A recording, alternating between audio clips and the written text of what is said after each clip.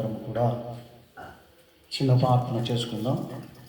పరిశుద్ధుడు అయిన దేవానికి స్తోత్రములు తండ్రి, దయగలిగిన ప్రభా, నా తండ్రి పరిశుద్ధ దినబంధు ప్రభా, మేము చిన్న మందగా చేరి నిన్ను స్తుతించుండగా మా మధ్యలోనికి మీరు వచ్చి నీ వాక్యము చెప్పవచ్చుండగా వాక్యము ప్రభా మా యొక్క శరీరధారిగా మాలోనికి వెళ్ళి ప్రభా మా యొక్క శరీరంలో ఉన్నటువంటి యొక్క చీకటి శక్తులన్నిటినీ ప్రభా లయపరిచి పారదోలి ప్రభా నీ యొక్క బిడ్డలుగా మార్చినట్లు కృపదయచేయమని వచ్చిన బిడ్డలందరినీ కూడా మీరు ఆశీర్వదించి త్వరలో రానైనా మీ నిధి రాకట్లో ప్రభా మీ వాక్యం చేత బలపరిచినట్లు కృపదయచేయమని యేసు నామములో అడుగుచున్నాం తండ్రి, ఆమేన్. కూర్చుందాం. దేవుడి దినమున వాక్యంలోనికి మనం వెళుచుండగా ఎఫెసీయులకు రాసిన పత్రిక 6వ అధ్యాయం 12వ వచనంలోనికి మనం వెళ్ళినప్పుడు ఇక్కడ మనతో చీకటి అనేటువంటి యొక్క మరి పోరాటము మనము పోరాడుచున్నది భూమి మీద జనులతో కాదండి, ఈ అంధకార శక్తులతో లోకనాథులతో మనము పోరాడుచున్నాం. కనుక ఇటువంటి యొక్క చీకటి శక్తులను మనము జయించేటువంటి యొక్క శక్తి దేవుడు మరి మనకు అనుగ్రహించినట్లుగా మనము ఈ వాక్యంలోనికి వెళ్దాం.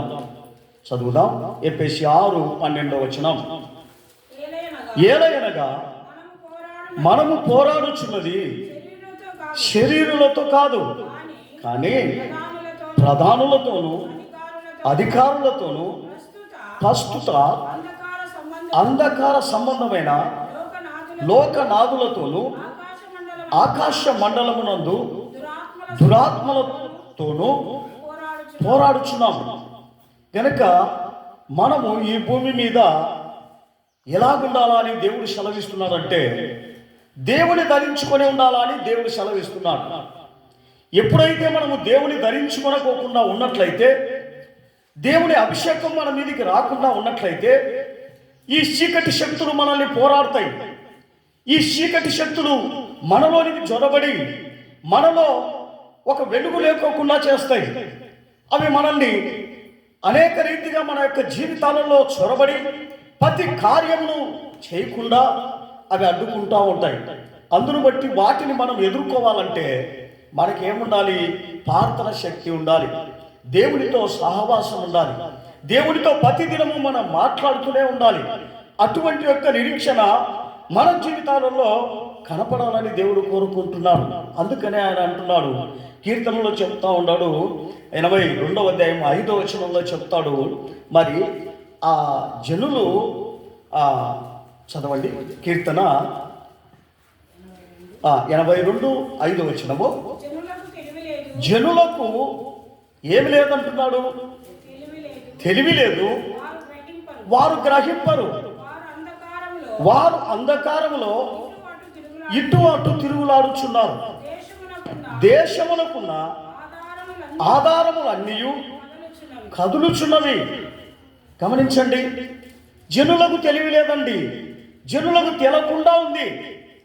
కానీ ఈ దేశంలో ఉన్నటువంటి యొక్క ఆధారములన్నిటినీ కదిలిపోతున్నాయి. భూమి కదులుతుంది, ఆకాశము కదులుతుంది, అన్నీ కదిలిపోతూ ఉన్నాయి. కానీ జనులు మాత్రము ఏమనుకుంటున్నారు? ఇదిగో ఇవన్నీ కదులుతున్నవి, మరి మన జీవితంలో ఏదైనా చీకటి ఉందా? ఏదైనా దేవునికి విరుద్ధమైనటువంటి కార్యములు ఏవైనా మనలో ఉన్నాయా? వాటిని తొలగించి మరి మన జీవితాన్ని చక్కపరుచుకుందాం అని వారిలో ఒక విశ్వాసం అనేది తగ్గిపోతూ ఉంది. చివరి దినాలు ఎప్పుడైతే విశ్వాసము తగ్గిపోతుందో చీకటి అనేది మన మీదకి వచ్చేస్తుంది. ఈ చీకటి ఎప్పుడైతే మన మీదకి వచ్చేస్తుందో మరి చీకటి శక్తులన్నీ మన మీద ప్రయత్నం చేస్తాయి. మనల్ని ఎట్లన్నా కానీ లొంగ తీసుకుంటాయి. ఏదో వ్యాధితో అయినా, బలహీనతతో అయినా, కష్టాలతోనైనా, బాధతో అయినా కుంగిపోతాం. మరి దేవునిలో మనం ఎదగక మనము ఏమైపోతామంటే కుంగిపోయి దేవుడే లేడన్నట్లుగా మన జీవితాలను మనము తృప్తిపరుచుకుంటాం. గమనించండి ప్రియమైన వారులారా, ఇది చివరి దినాలు. నేను చీకటిగా ఉన్నాను, మీరు చీకటి అయి ఉండు అనేటువంటి ఒక సిద్ధాంతమే సాతాను యొక్క సిద్ధాంతం. ఇటువంటి యొక్క సిద్ధాంతాన్ని మనము తెలుసుకొని చీకటి క్రియలు అనేది ఏమాత్రము మన యొక్క శరీరంలో కానీ ఉండకుండా ఉండాలని దేవుడు కోరుకుంటున్నాడు. ఇందు నిమిత్తమే ఆయన అంటున్నాడు, మీరు వెలుగైనటువంటి యొక్క మనుషులుగా నాకు కనపడాలి, చీకటి నాకు కనపడదు. గనుక నేను ఎలుగైతే నిశ్చయముగా ఆ ఎలుగు మనిషి, ఎలుగు పెట్టినటువంటి ఒక మనుషుడు మంచం కింద పెట్టడు కానీ అతడు అందరికీ వెలిగించే రీతిగా తన యొక్క విశ్వాస జీవితం అందరికీ వెలుగుగా ఉండునట్లుగా కనపరుస్తాడు అని చెప్పేసి దేవుడు సెలవిస్తున్నాడు. గనుక మన చీకటి అనేటువంటి యొక్క శక్తుల ద్వారా మనము కుంగిపోయినటువంటి మనము లేచి మనము వెలుగుగా ఉండాలని దేవుని యొక్క ఆశ. అందుకని ఆయన అంటాడు, యోహాను సువార్త 1వ అధ్యాయం 5వ వచనంలో చెప్తాడు. యోహాను సువార్త 1వ అధ్యాయము, యోహాను పత్రిక 1వ అధ్యాయము 5వ వచనం.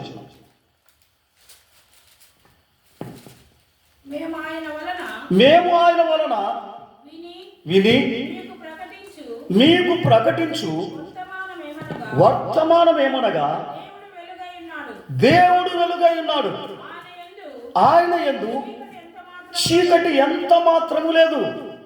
గమనించండి ప్రియమైన వాళ్ళారా, దేవుడు ఏమై ఉన్నాడంట? వెలుగై ఉన్నాడు. ఆయన దగ్గర చీకటి ఎంత మాత్రము లేదు. ఆయన దగ్గర ఎప్పుడైతే ఆ చీకటి యొక్క జీవితం లేకోకుండా ఉందో, దేవుని యొక్క పిల్లలైనటువంటి వారు కూడా ఆ చీకటిని లేకుండా చేసుకోవడమే విశ్వాసుల యొక్క దినాలు. ప్రతి దినము మనము, నేను చీకటిలో ఉన్నానా, వెలుగులో ఉన్నానా, చీకటిలో ఉన్నానా, వెలుగులో ఉన్నానా, నాలో ఏదైనా కూడా దేవునికి విరుద్ధమైనటువంటి కార్యములు నాలో బయలుదేరి వస్తున్నాయా, సమాధానం లేకుండా ఉన్నానా, శాంతి లేకోకుండా ఉన్నానా, ఇతరుల ద్వారా నేను సమాధానాన్ని కోల్పోతా ఉన్నానా, ఇతరుల ద్వారా నేను అనేక రీతిగా శ్రమపడేటువంటి యొక్క స్థితి వస్తుందా, వీటన్నిటినీ గమనించి వాటికి దూరంగా ఉండాలని దేవుడు సెలవిస్తున్నాడు. అవే చీకటి శక్తులు. చీకటి శక్తులు అంటే దానికి శరీరం లేదు గనుక ఎదుటి మనిషి యొక్క శరీరంలో ఆ చీకటి శక్తి, ఆ అంధకార శక్తి చేరి మన దగ్గరికి వచ్చి మనల్ని సమాధానం లేకుండా చేస్తుంది, మనకు నెమ్మది లేకుండా చేస్తుంది. అదేనండి ఆ చీకటి శక్తుల యొక్క ప్రభావమును మనము కనుక్కోవాలా అంటాడు. అది కనుక్కోలేకుండా పోతే మనము చీకటిమయమై ఉంటాం. అందుకనే ఆయన అంటున్నాడు, నాలో ఏమాత్రము చీకటి కనబడదు. గనుక మీ దగ్గర కూడా అటువంటి యొక్క చీకటి ఏమాత్రము కనబడకూడదని దేవుడు మనతో హెచ్చరిస్తున్నాడు. ఆ చీకటి అనేది ఏ రీతిగా మనల్ని ఆవరిస్తుంది చెప్పండి చూద్దాం. భయంకరమైనటువంటి ఉన్నట్టు ఉండగానే ఒక భయంకరమైనటువంటి ఒక వర్తమానం వస్తుంది, ఒక ఆపద వస్తుంది. ఆ ఆపద ఎప్పుడైతే మన మీదకి వచ్చిందో దానిలో మనము కుంగిపోతామో, అలసిపోతాం. అయ్యో నిజంగా దేవుడు ఉన్నవాడైతే ఇటువంటి ఒక భయంకరమైనటువంటి శ్రమ మాకు వస్తుందా అని చెప్పి మనం ఏం చేస్తామంటే కుంగిపోయి ఆ బాధలు తట్టుకోలేక ఈ భూమి వద్దు, దేవుడు వద్దు, ఏది వద్దు అని చెప్పేసి మనం ఆ అంధకార శక్తి కలిగినటువంటి మాటలు మాట్లాడి దేవునికి దూరంగా అయిపోతాం. ప్రేమైన దేవుని బిడ్డ, అటువంటి యొక్క బిడ్డలుగా మార్చబడకుండా ఉండాలని ఆయన మీలో వెలుగును ప్రకాశింపనీయుడి అంటున్నాడు. ఆ చీకటి యొక్క గుణగణాలన్నిటినీ తొలగించమంటున్నాడు. అదే యోహాను పత్రిక 3వ అధ్యాయము 19వ వచనం మనము చదువుదాం. యోహాను సువార్త 3:19 చదువుదాం. ఇందువలన మనము సత్య సంబంధులమని మనం ఎరుగుదాము. మనం ఎవరో, మనం ఎప్పుడు చూసినా కూడా సత్యమే. మనలో ఏ అబద్ధం అనేది చీకటి శక్తి, కపటం అనేది చీకటి శక్తి, వేషధారణ అనేది చీకటి శక్తి. వీటి యందు ఏమాత్రం మన శరీరంలో కనబడకుండా మనము ఎవరి వలె ఉండాలా అంటున్నాడు? సత్యములో నిలిచాలా అంటాడు. సత్యమైన మార్గంలో నువ్వు నడవాలా అంటాడు. సత్యాన్ని నువ్వు అనుసరించమంటున్నా, సత్యములో నువ్వు కనబడాలా అంటాడు. అందుకనే మనము విశ్వాస జీవితం చేసేటప్పుడు వీరిలో ఎటువంటి యొక్క పాపం ఉండదు, చీకటి ఉండదు, ఎటువంటి అన్యాయం ఉండదు, ఎటువంటి అక్రమం ఉండదు. వీరు దేవుని యొక్క పిల్లలు, అనేటువంటి నిశ్చయతకు మనమందరము రావాలని దేవుడు కోరుకుంటా ఉన్నాడు. ఎప్పుడైతే ఈ దినాన గమనించండి, ప్రార్థన చేసేటువంటి వాళ్ళని నమ్మేలేదు, ఒక యాజకుడిని నమ్మేలేదు, ఒక మరి ప్రార్థన చేసేటువంటి యొక్క పాస్టర్ను నమ్మేలేదు, ఎవరిని నమ్మేలేదండి. నమ్మకోకుండా జనులు అయిపోయినారంటే కారణం ఏమిటి? అందరిలో చీకటి యొక్క శక్తులు క్రియ చేస్తూ ఉన్నాయి. ఎందుకంటే మరి తేడా తెలియని యొక్క జనులుగా మార్చబడుతున్నారు. వీళ్ళు దేవుని పిల్లలు, వీళ్ళు దేవుని పిల్లలు కాదు అనేటువంటి యొక్క తేడా లేదండి. అందరము ఒకటిగానే ఉన్నప్పుడు మరి మనం ఎవరమని దేవుడు చెప్పగలుగుతాడు? గమనించండి ప్రియమైన వారులారా, చీకటి యొక్క శక్తులు అన్నప్పుడు చీకటిలో ఈ లోకానుసారంగా జీవించేటువంటి యొక్క జీవితమే చీకటి యొక్క శక్తులు.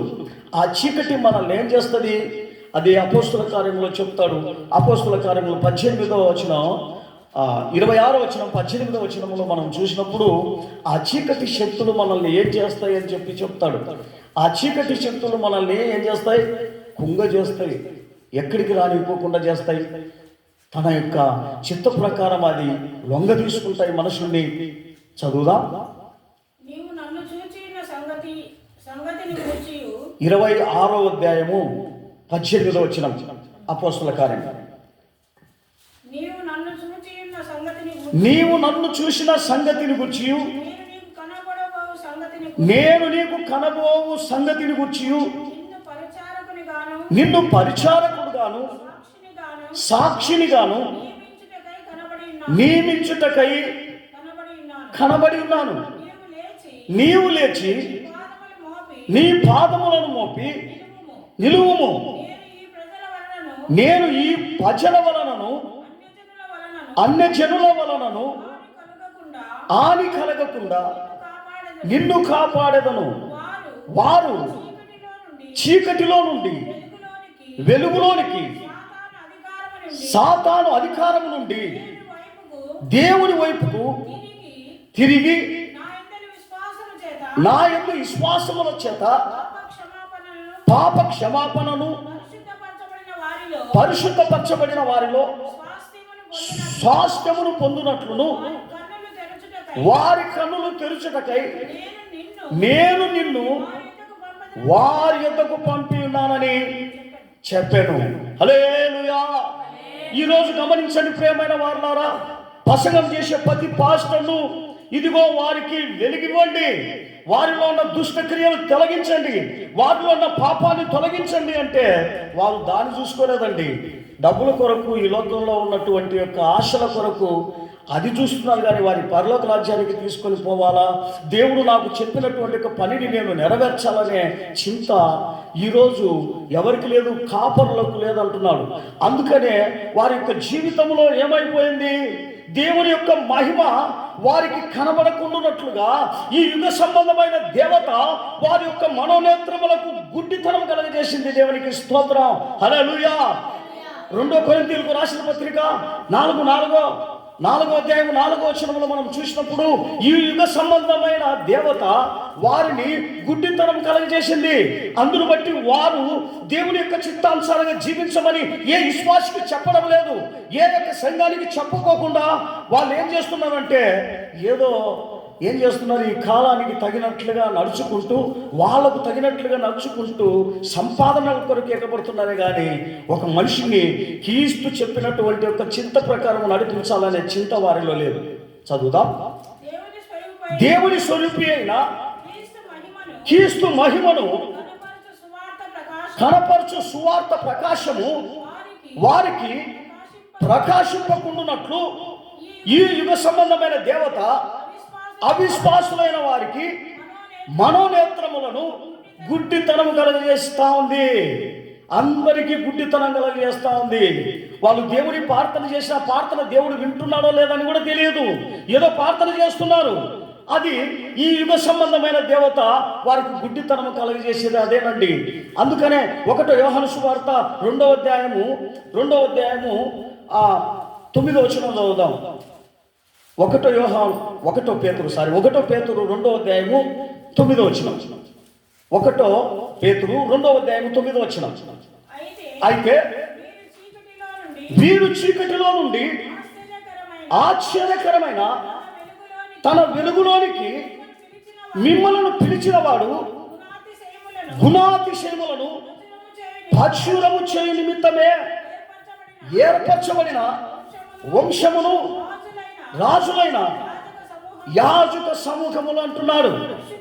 పరిశుద్ధ జనము అంటున్నాడు. దేవుని సొత్తైన ప్రజలై ఉన్నారు అంటున్నాడు. గమనించండి ప్రియమైన వారులారా, ఆ యాజకులు ఆ రీతిగా దేవుని యొక్క ప్రజలుగా వీళ్ళను మార్చాలనేటువంటి ఒక చింత లేకుండా పోయింది. చివరి దినాలు 11వ వచనం చదువుదాం.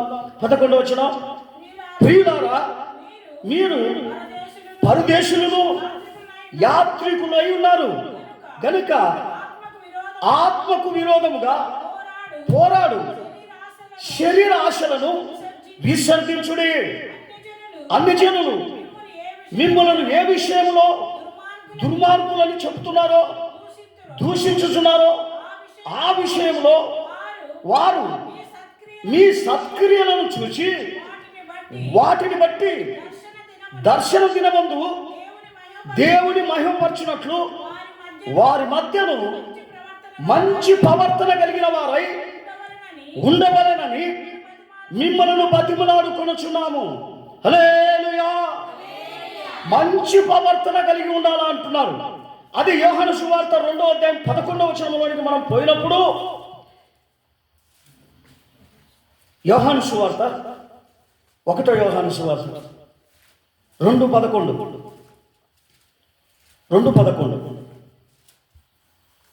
ఇంత తన సహోదరుని దేశించువాడు చీకటిలోనే నడుస్తున్నాడు. చీకటి అతని కన్నులకు గుడ్డితనము కలగజేసి ఉంది. దేవునికి స్తోత్రం. హల్లెలూయా. గమనించండి ప్రియమైన వారులారా, తన సహోదరుని ఎప్పుడైతే మనం దేశిస్తున్నామో, తన సహోదరులను ఎప్పుడైతే మనం పనికి మారిన వాళ్ళం అంటున్నామో, మనముగా చీకటిలోనే ఉన్నాం. కానీ మనముగా నిత్య జీవం పొందలేదు, వెలుగులోనికి రాదు, బతకలేదు కూడా. గనుక మనం ఆ చీకటి క్రియలను మనము విసర్జించాలా అంటాడు. అదే రోమీయులకు రాసిన పత్రిక 11వ అధ్యాయము 7-8 చదువుదాం. రోమీయులకు రాసిన పత్రిక 11:7-8 వచనం. అలాగైన ఎడల 11వ అధ్యాయము 7-8 రోమా, అలాగైనా ఏమందుము ఇశ్రాయేలు ఎతికినది ఏదో అది వారికి దొరకలేదు, ఏర్పాటు నొందిన వారికే అది దొరికెను. తక్కిన వారు కఠిన చిత్తులైరి. ఇందు నిమిత్తమై నేటి వరకు దేవుడు వారికి నిద్రమత్తు గల మనసును, చూడలేని కన్నులను, వినలేని చెవులను ఇచ్చి ఉన్నాడని రాయబడి ఉన్నది. దేవునికి స్తోత్రము. గమనించండి ప్రియమైన వారులారా, ఈరోజు వింటున్నాము కానీ దేవుని సన్నిధానంలో కూర్చుంటున్నాం కానీ వాక్యం వినలేదు, వాక్య ప్రకారం జీవించలేదు. ఏదో దేవుని సన్నిధానానికి అందరికీ చూసేదానికి పెద్దగా మనం కనబడతాం, భక్తులుగా కనబడతాం, దేవుని పిల్లలుగా కనబడతాం. కానీ మనం మాత్రం వాటి ప్రకారం జీవించలేదు కాలేదు. కనుక మనకు ఏమిచ్చినాడంట? నిద్రమత్తు ఇచ్చినాడంట. వాక్యం వినలేని యొక్క చెవులు ఇచ్చినాడంట. వాక్యమును చేర్చుకొనలేని యొక్క హృదయం ఇచ్చి ఆయనే నిన్ను దేవుని సంతానానికి పంపినాడంటే ఎంత దౌర్భాగ్య స్థితి ఒకసారి ఆలోచన చేయండి. ఈరోజు మనం అట్లున్నామా? మనం శుద్ధులు కావాలని దేవుడు కోరుకుంటున్నాడు, మనము దేవునితో నరసాలని దేవుడు కోరుకుంటున్నాడు. కానీ మన జీవితాలు ఏ రీతిగా కనబడతా ఉన్నాయి? మరి మనము ఆయనకు కనబడుతున్నామే కానీ మనము వాక్య ప్రకారం జీవించేటువంటి యొక్క ఇది మన దగ్గర లేదండి. వాక్యమును మనము హృదయంలో పెట్టుకొని జీవించాలనేటువంటి యొక్క గుణగణాలు లేక మనము నశించిపోతున్నాం అంటున్నాడు. అదే 2 పేతురు 1వ అధ్యాయము 7 2 పేతురు 1వ అధ్యాయము 9వ వచనం చదువుదాం. 9వ వచనం. ఇవి ఎవరికి లేకపోవునో వాడు తన పూర్వ పాపములకు ఏంటంట శుద్ధి కలిగిన సంగతి మరిచిపోయి గుడ్డివాడును దూరదృష్టి లేనివాడును అగును. గమనించండి ప్రియమైన వారులారా, దేవుని సన్నిధానములో ఈ గుణాలు ఎప్పుడైతే లేకుండా పోతాయో అతడు గుడ్డివాడంట, దూరదృష్టి లేనివాడై ఉన్నాడని మనకు హెచ్చరిస్తున్నాడు. ఇటువంటి ఒక గుడ్డితనము ఒక విశ్వాసంలో ఉంటే ఏ రీతిగా దేవుని రాజ్యమునకు చూస్తాం, దేవుని రాజ్యానికి మనం ఎలా వెళ్తాం? అది 7వ వచనంలోకి పోదాం, వెనకలికి పోదాం, చదువుదాం త్వరగా. భక్తి యందు జ్ఞానమునందు ఆశా నిగ్రహమునందు సహనమునందు భక్తి యందు సహోదర ప్రేమయందు దయను అమర్చుకొనుడి.